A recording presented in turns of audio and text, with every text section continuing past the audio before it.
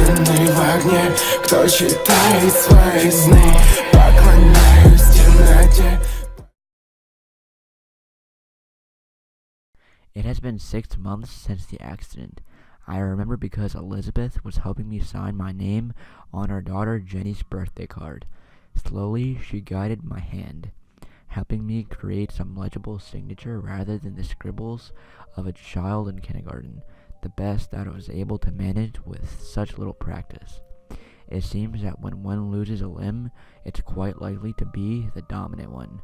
For me, it was the right. I was concentrating on my writing, trying not to make her do too much of the work, when I felt it. I hadn't noticed the phantom feeling of my elbow resting on the table beside me. By this point, I had almost gotten used to it, although the pain would sometimes still wake me. It was brief, but enough to startle me and cause my hand, still holding the pen, to jump and effectively turn my name into scribbles despite my wife's best efforts. It was gentle, but cold. Too cold. Less like ice and more like the feeling of a deep cut, when the insides of a body are suddenly exposed to the outside elements that they were never supposed to meet.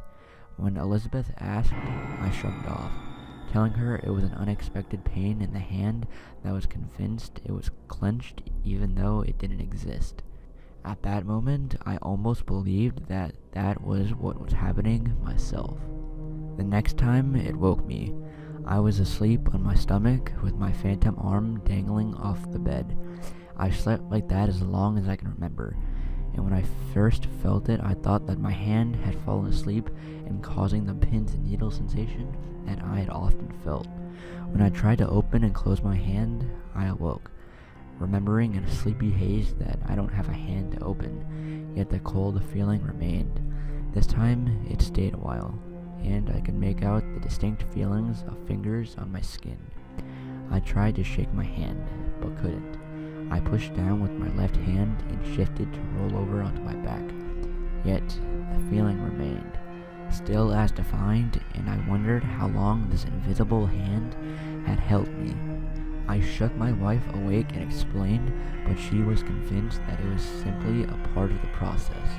She held me and talked to me in her cooing, comforting voice until, one by one, the fingers lifted, releasing me from the torture of the cold. Feeling it reminded me of the accident. There was a blizzard, and Elizabeth was driving. As the truck approached, the car slid. She tried like hell to control it, but it seemed to have a mind of its own. I grabbed the wheel, spinning the car until it came to a stop. Then the truck hit us. My arm was mostly severed at the time of impact, but my wife and daughter were fine. The feeling of blood escaping you chills you to the bone, and that was exactly what I was feeling while in this creature's grasp.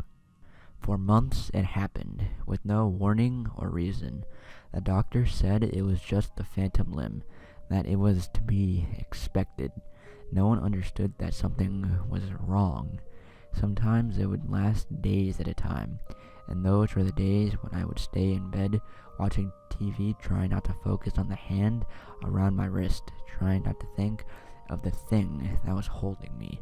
Sometimes its grip would loosen only to tighten again, as if the hand that didn't exist was sore from holding my hand that didn't exist for so long. Then, one day, it stopped. For a month or so, nothing happened at all. I had gone from living with an unknown entity at my side every day to finally being free. We lived it up during that time. We went everywhere, from the Grand Canyon to Disney World.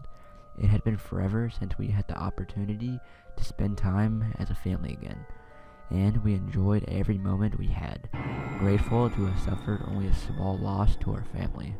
We had opened the cafe again, and my wife was doing what she loved.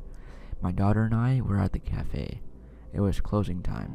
She and I sat at a table outside while Elizabeth closed the register, chatting about the upcoming middle school dance. My wife joined us and locked the doors. "Want to come with me?" she asked, patting a bag of money in her hand, awaiting deposit at the bank across the street.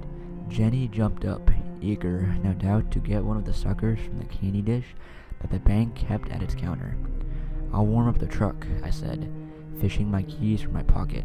My wife nodded in approval and walked me to the truck, kissing me on the cheek through the window after I entered, and again on glass after I rolled it up. They headed down the length of the truck, and I turned to check the mirror when I saw it. A truck barreling down the road heading straight for my wife and daughter. I screamed her name and threw the door open, while the hand that wasn't there suddenly jerked to the opposing side of the truck, holding me in place as I kicked and screamed. A kiss on the glass of the window was the last I ever got, and the hand never let go again.